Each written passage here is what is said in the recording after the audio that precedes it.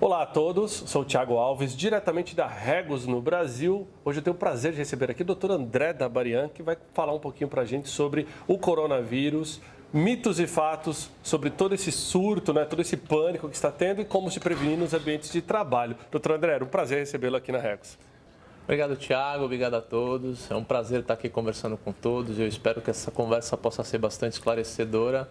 Doutor André, tem muita coisa se falando hoje sobre o coronavírus, está all over the news, Todo mundo está vendo. Mas em que momento estamos com o coronavírus no Brasil? Bem, Thiago, muitas pessoas acreditam que já é um momento de pânico. As fake news já começaram a ser publicadas, a internet está chovendo de informações e que muitas delas são erradas ou falsas ou até mesmo alarmantes. O momento atual é que nós temos apenas um caso de confirmação até o momento. Nós temos 85 casos suspeitos, mas até o momento não há confirmação de que isso é verdade. Vincula-se outros números, mas o que é de real é isso. Apenas um caso confirmado. Esse caso encontra-se em isolamento. E uma notícia boa, que acabou de ser confirmado que as pessoas que estavam viajando com esse senhor, todas elas estão limpas, ou seja, sem o vírus, o Covid-19, que é o coronavírus. Então, neste momento, apenas um caso em isolamento. Então, não há motivos para pânico neste caso. Que bom, Muito se disse sobre o coronavírus, mas pelo que eu entendi, já era um vírus conhecido, mas essa é uma nova forma, uma nova mutação do vírus, é verdade? A história de que ele veio de Wuhan, lá na China, vindo do mercado de animais que lá existe, há uma mutação entre o morcego, a cobra, que existiam muitos bichos deles e acabaram dissipando por várias fronteiras. Nós já sabíamos que esse vírus chegaria ao Brasil. Há muito tempo, já no meu próprio Instagram, eu disse que era uma questão de tempo, esse vírus iria vir para o Brasil, como todos os outros vêm para cá. Esse vírus no país ainda nós não sabemos qual vai ser a dimensão dele, se vai ser tão alarmante ou preocupante como todos os outros que vieram para cá, ou se vai realmente ficar mais confinados a essas fronteiras da Europa e não vai chegar muito até aqui a América Latina. Nós ainda não sabemos definitivamente como é que vai ser isso. É uma vantagem estarmos agora no verão versus o resto do mundo que está no inverno? Isso é uma vantagem perante o vírus poder espalhar ou é mito?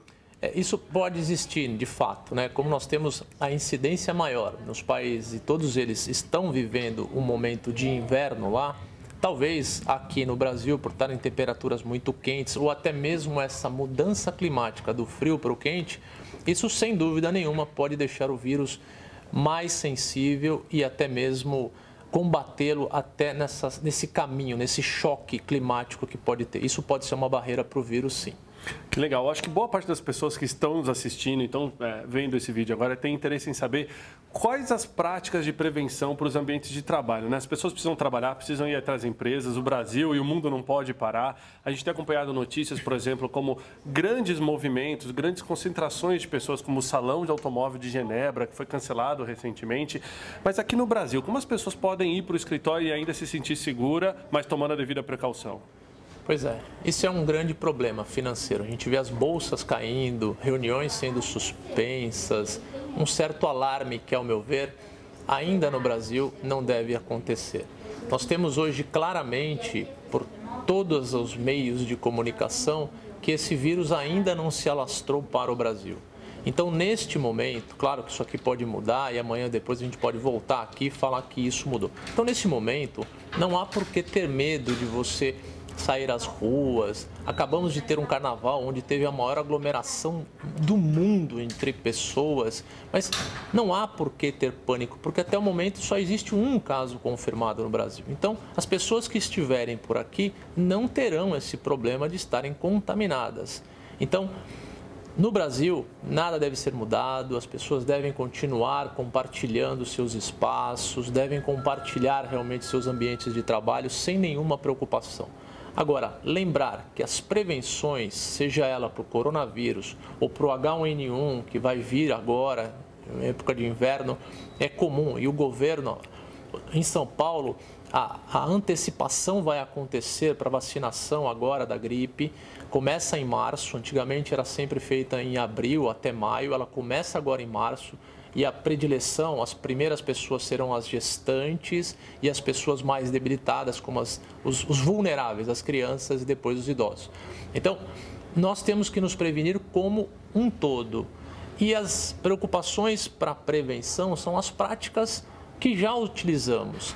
A limpeza das mãos, a lavagem das mãos. O álcool gel, né? Temos até o álcool gel que nós temos aqui na Regos, eu já vi em todas as mesas álcool gel, isso é muito interessante.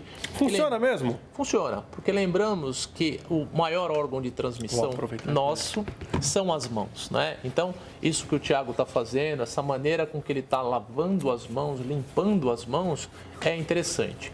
Lembrar que o álcool gel, ele é feito para desinfecção.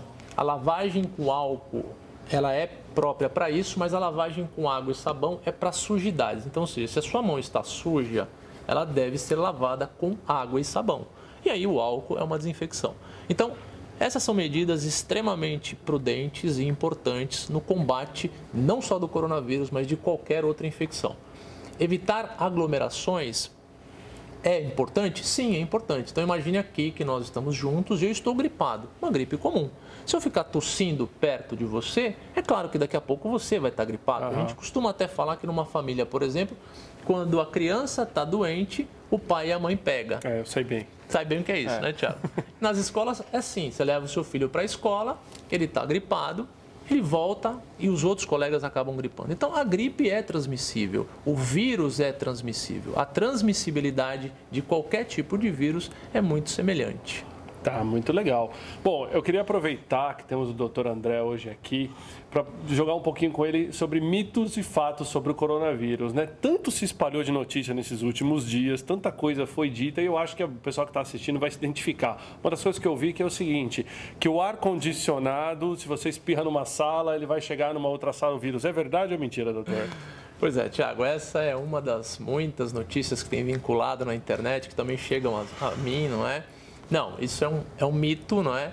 O ar-condicionado não tem condição de transmitir, isso é mais questão de filmes, né? O cara joga uma fumacinha aqui, todos os ambientes são contaminados. Não, a transmissibilidade não acontece por isso. Lembrar que o vírus, ele tem uma resistência baixa. Se ele ficar num ambiente aqui em cima da mesa, por exemplo, 1 hora depois, poucas horas depois, ele já está morto. Se ele tiver umas alterações de temperatura, a gente sabe que ele é muito sensível e pode morrer, então ele não resistiria a essa transmissão. E essa questão que dizem muito de estrutura metálica, isso provavelmente é verdade, que se você coloca a mão num corrimão, que o vírus talvez ele consegue sobreviver mais tempo em ambientes metálicos ou também é um mito? Essa questão, por exemplo, de você compartilhar coisas, né? Então você está num corrimão, imagine que uma pessoa tem um vírus, seja ele qual é, não vamos falar do coronavírus, mas de todos eles. É porque um vírus ele deve ter a mesma resistência. É, né? Mais ou menos igual. Então ele tossiu na mão e passou a mão no corrimão. O cara que vem atrás e está passando a mão no corrimão, é claro que ele se contaminou. Mas qual que é o problema e a sacada e o que a gente solicita para todos? Que você não use a mão para coçar os olhos, pôr a mão dentro do nariz, na boca, evitar isso, né?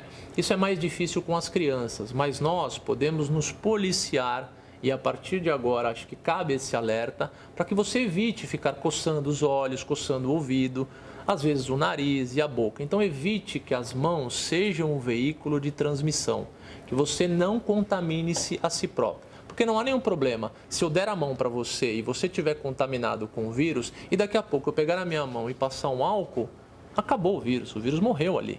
Não há como eu me transmitir para mim mesmo, se você não levar a mão a até... autotransmissibilidade, né? Ou até mesmo levar para outras pessoas. Então, isso é tranquilo. E essa história de que para espirrar não pode espirrar assim, tem que ser espirrar assim, Pois verdade. Isso é verdade, é um fato, obviamente. Se você espirra com as mãos, você levou toda a virulência para as mãos. E aí, ao passar a mão em qualquer ponto, você pode estar transmitindo o vírus. E as pessoas que passarem a mão por ali também. Por isso que a gente fala da importância também de você limpar os ambientes com álcool. É importante que você limpe a sua mesa, que você limpe as suas ferramentas que são compartilhadas, não é?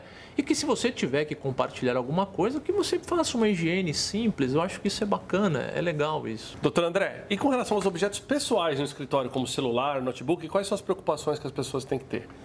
Bem, Thiago, todos os seus objetos pessoais devem ser, a gente já fala pelo próprio nome, pessoal. Mas se você for compartilhar esse objeto pessoal, tenha o cuidado de, após o uso, passar um gel, um álcool gel nesse objeto e ter a certeza de que ele está bem esterilizado. Lembrando que coisas que ficam por muito tempo, esqueci o meu computador, ou a minha caneta ou lápis com uma outra pessoa, depois de 2 a 3 horas não há mais contaminação pelo vírus. Então isso podemos ficar tranquilos em relação a isso. Muito bom. E essa história, André, de que chá de camomila mata o coronavírus, esse tipo de coisa, isso também é tudo mito? Ou é verdade? Senão a gente vai sair comprando chá, né? Vamos dar chá para todo mundo, a gente vai botar aqui na Regos ao invés de café, a gente mas nós bota temos chá, aqui, mas pessoal, esse chá não é, eu acho que não é anti-coronavírus. Pois é, Thiago, isso é um mito grande, não é? De chás e de que hoje nós não temos, infelizmente, nenhum tratamento específico para o vírus. Então, chá de camomila, que falaram inclusive que foi até o diretor do HC, se vincula esse veículo da internet, que se tudo pode, né? Falaram agora que o diretor do HC sugere que o chá de camomila é importante para combater o coronavírus. Isso é um grande mito. O diretor do HC é uma pessoa muito séria, um homem muito inteligente, ele jamais falaria isso, não é? Outro mito que se falam também é sobre que o Brasil já tem muitos contaminados e que não estão divulgando essas informações. Isso também de que não esperaram é um carnaval passar, né, para divulgar essas informações. Isso não é verdade. Nós só temos um caso até o momento. Os outros suspeitos continuam suspeitos. Não há nenhuma confirmação. Legal. E o que mais, doutor? Mais algum caso, mais alguma mensagem? O pessoal tem compartilhado muita coisa no WhatsApp, né? Eu acho que também cabe a nós, brasileiros, entendermos o que estamos passando para frente em termos de informação. A gente recebeu muito material de como combater o vírus, mas teve mais alguma coisa muito fora da caixinha que você viu por aí, não? Olha, Thiago, eu acho que é importante nós aqui reiterarmos algumas informações, né? Que o vírus, uma vez que você tenha, você pode transmiti-lo mesmo sem ter os sintomas, não é? Então, por exemplo, o vírus está dentro de mim, nesse momento eu fui contaminado, ele ainda não produziu os sintomas, nós chamamos isso de tempo de incubação, que é o tempo necessário para que o vírus comece a se manifestar e comece a ter os primeiros sintomas, sinais e sintomas. Antes disso, uma pessoa já pode sim contaminar as outras. Então, esse é um primeiro sintoma, não precisa... Primeiro sinal, não precisa a pessoa estar com sintomas da gripe para que ela contamine. E o segundo ponto, a transmissibilidade do vírus, ela é baixa. E ainda aqui no Brasil, nós não temos essa ideia porque é muito novo. Não sabemos se o clima aqui vai afetar nessa transmissibilidade, pode ser alta ou não, ou baixa, a gente ainda não tem essa noção. E a letalidade do vírus ainda também no Brasil, ela é baixa. Então, quais são as pessoas que devem se preocupar? O que é letalidade? É um índice de mortalidade. Quando nós falamos de vírus e de qualquer doença viral, nós temos a doença viral leve, nós temos a doença viral grave e nós temos a doença viral letal. A letal é realmente a preocupante, é o que pode dar. Mas o que vai fazer um vírus ser letal ou não, muitas vezes é a condição de cada indivíduo. Então, o cuidado é sempre com aqueles indivíduos que já têm algumas comorbidades e nas pessoas que nós falamos que são os vulneráveis, que são as crianças e os idosos. Lembrando que até o momento nenhuma criança teve um óbito pelo coronavírus. Nós vemos que praticamente todos os casos de mortalidade são pessoas mais velhas e com comorbidades. O que é chamado de comorbidades? São as doenças que nós temos, como diabetes, hipertensões, doenças pulmonares, os pacientes que são imunossuprimidos, que tratam de câncer e por algum motivo tomam medicamentos para a imunidade, têm essa imunidade mais baixa, esses sim têm que se preocupar. Qual é a nossa mensagem para que a gente saiba exatamente? Então, eu estou tossindo, eu estou com febre, eu vou procurar o hospital? Eu devo ir ao hospital? A nossa recomendação é que não. Quando você deve ir ao hospital? O meu filho tossiu diferente, ele está com uma febre um pouco estranha, eu vou levá-lo para o hospital? Não faça isso. A chance de você pegar doença dentro do hospital talvez seja muito maior do que você esperar em casa. Então, vamos usar o bom senso, sem nenhum tipo de alarme, sem nenhum tipo de pânico. Se você tem uma febre, se você tem tosse, trate como uma gripe normal. Lembrando a todos que nós não temos a terapêutica do coronavírus. Então, se você for ao hospital e passar com qualquer um dos médicos, o tratamento será o mesmo. Então, calma nesse momento, espere para ver a sua febre, espere para ver os seus sintomas. E se ela não melhorar em termos de 2 a 3 dias, ou houver uma piora importante, você sentir que seus sintomas respiratórios estão aumentando, aí eu acho que vale a pena passar no hospital para ver se trata até de uma outra infecção. Não só o coronavírus, mas nós lembramos que as pneumonias são importantes e que são letais em muitos casos, sobretudo nessas pessoas que são vulneráveis. Doutor, uma das perguntas que ao longo da semana eu vi o pessoal fazendo bastante foi sobre viajantes internacionais e o medo do pessoal de viajar para países que ainda não tiveram, por exemplo, algum caso do vírus, ou mesmo para pessoas que trabalham em empresas, mas que tenham viajantes internacionais chegando e as pessoas esperando muitas vezes que a empresa tenha que tomar alguma solução. Bom, pessoal, assim, a recomendação que eu daria, né? Isso vale para uma recomendação. Se você vai viajar para algum lugar, por exemplo, eu tenho que ir para a Itália. E se você puder evitar de ir ou adiar a sua viagem, ok, eu acho que você está fazendo uma coisa muito positiva. Ah, vou viajar a passeio com a minha família para a Itália. Poxa, não vá para a Itália. Mas você sabe que tem alguma coisa. Oh, eu vou para a China. Poxa, não vá para a China. Agora, se for, obviamente, alguma coisa de trabalho e você não tiver condições, tudo bem, vá, tome as devidas precauções e tudo bem, vamos esperar que vai acontecer ou não. Quanto às pessoas que vêm de outros países e vêm para cá, vamos supor que chegou agora um ônibus da China e quer vir aqui para Régua e compartilhar o nosso espaço. Olha, qual é o diferencial que nós temos que fazer? As precauções são as mesmas, você já tem todos os cuidados. Nós temos aqui uma plaquinha que eu vi na entrada, que é uma plaquinha muito interessante, falando sobre o coronavírus. Posso dizer que poucas empresas que eu já fui, eu vi uma placa dessa com avisos tão claros e tão bem esclarecedores como aqui, e vocês têm álcool gel em todas as mesas.